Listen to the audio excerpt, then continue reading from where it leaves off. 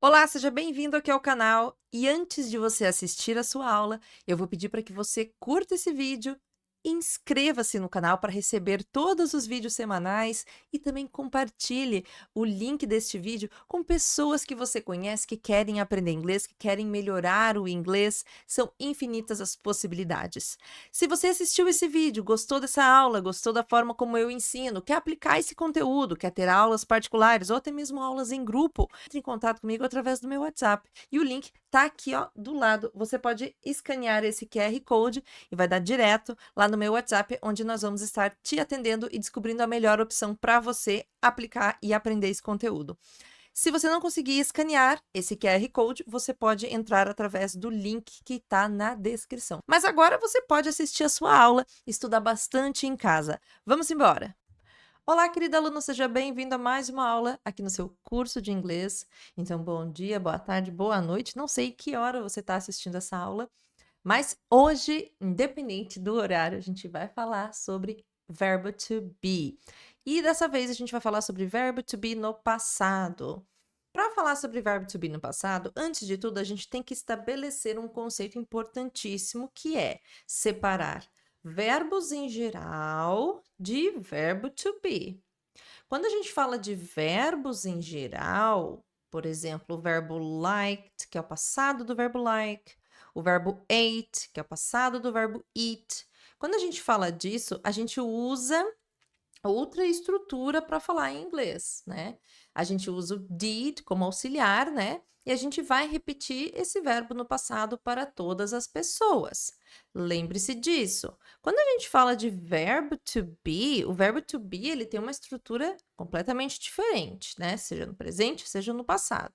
A gente vai estar usando o verbo to be no passado de acordo com a pessoa que a gente está falando e a gente não vai precisar de auxiliar para fazer perguntas ou negativas, diferente de o que a gente usa com todos os outros verbos em geral. Ok? Lembre-se deste detalhe que é muito importante.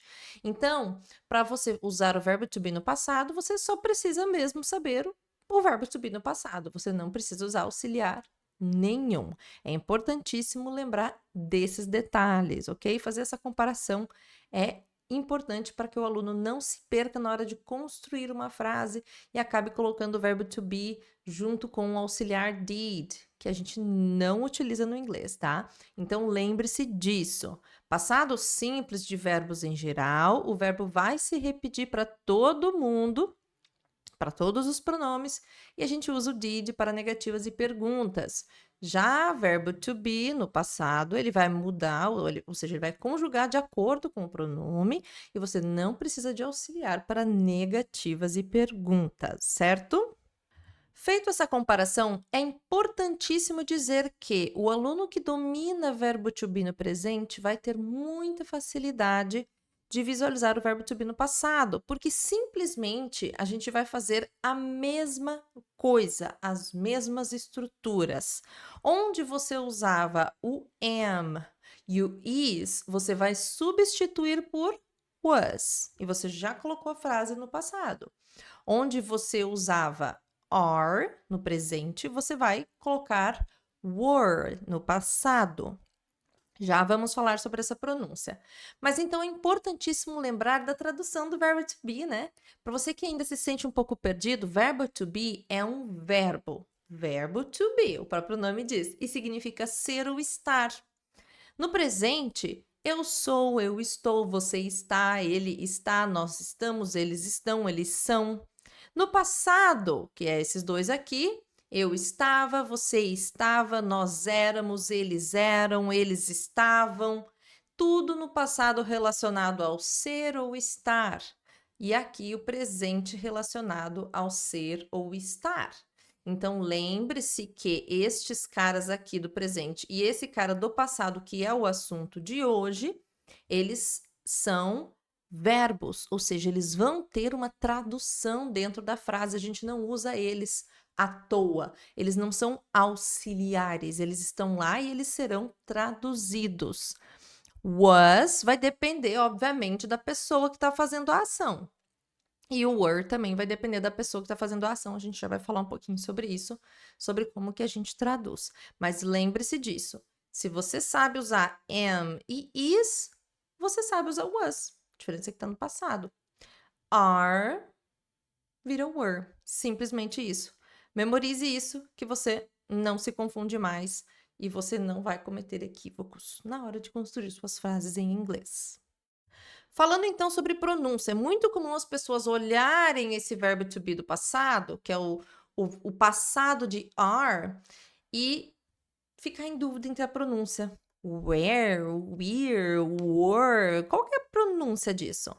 A pronúncia é sempre arredondada, então você vai arredondar para falá-la. Você vai falar were, were, como se fosse um sapinho, né? Were, né? Então vai jogar lá para o céu da boca.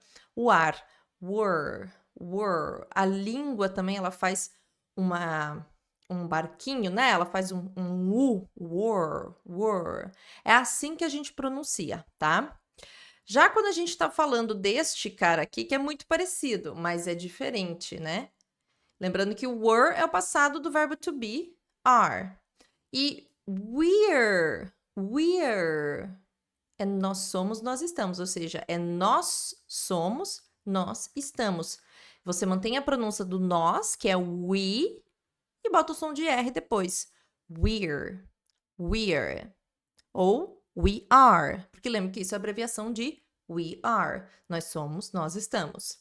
E aqui a gente tem a palavrinha where, que significa onde ou aonde do inglês. Então, where are you? Onde você está? Where are you going? Onde você está indo? Então, preste atenção nas diferenças de pronúncias. Were, we're, where. Eu vou falar um pouquinho mais rápido. Were, we're, where. Então, cuidado com esses detalhes, para quando você for de fato ler uma frase, você lê de forma correta a pronúncia, né?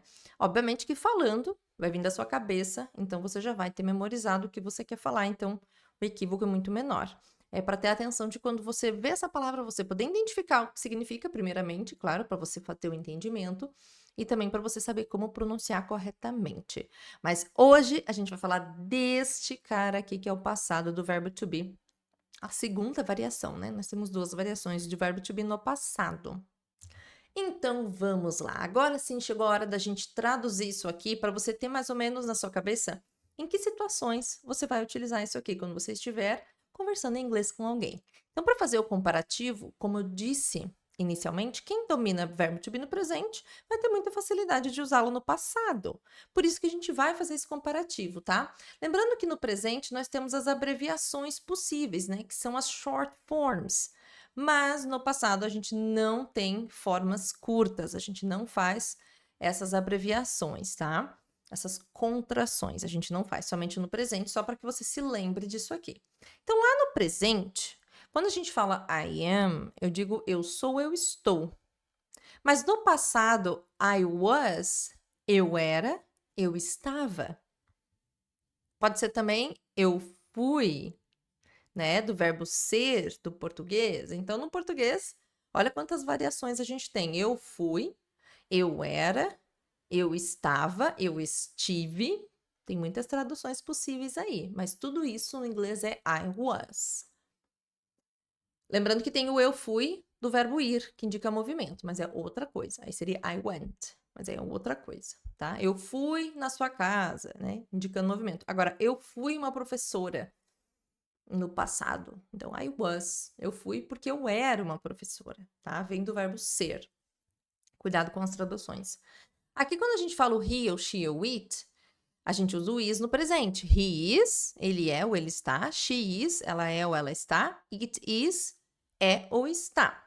Quando a gente vai para o passado, adivinhe só, todo mundo vai usar o was também. He was, she was, it was. Traduções possíveis. He was, ele era, ele estava. She was, ela era, ela estava. It was, era ou estava. Lembrando que também podemos ter o foi. Ele foi, ela foi e simplesmente foi. Em que sentido? Do verbo ser. Foi legal. Foi massa. It was nice. It was good. Ou então, ela foi professora. Ele foi um professor. He was a teacher. She was a teacher. Então, a gente tem também as traduções com o verbo ser, no sentido de foi, no presente, que não indica movimento, não é o verbo ir. Tome cuidado com isso. Tô levantando essa lebre aqui porque é comum as pessoas confundirem isso, tá? Aí a gente vai para a variação, que não é mais terceira pessoa, variações do are, né? We are, you are, they are. Nós somos, nós estamos. Você é, vocês são, vocês estão, tudo no presente. They are, eles são, eles estão, tá? Quando a gente coloca para o passado, a gente vem para we were, you were, they were. E as traduções?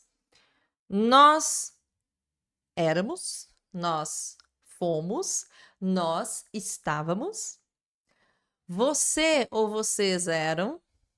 Você ou vocês estavam, você ou vocês foram.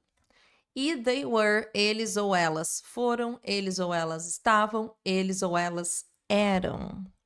Então, mais uma vez, tome cuidado com o verbo ir, para não confundir com o verbo for, ou foram, nós fomos, no sentido de movimento, e sim do sentido de nós éramos, né? De verbo ser, ok?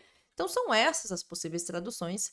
Não recomendo que você anote, porque não adianta memorizar. Você tem que entender a frase e saber utilizar. Mas ficou aqui em aberto algumas possibilidades de traduções que podem vir a acontecer, principalmente essa lebre que eu levantei da questão do verbo to be com o sentido de por, né? Que não é o verbo ir, ok? Tome cuidado com isso. Se você gostou desse conteúdo, não esquece, curta, inscreva-se e compartilhe. Obrigada por assistir, obrigada por fazer parte dessa comunidade. A gente se encontra na próxima aula.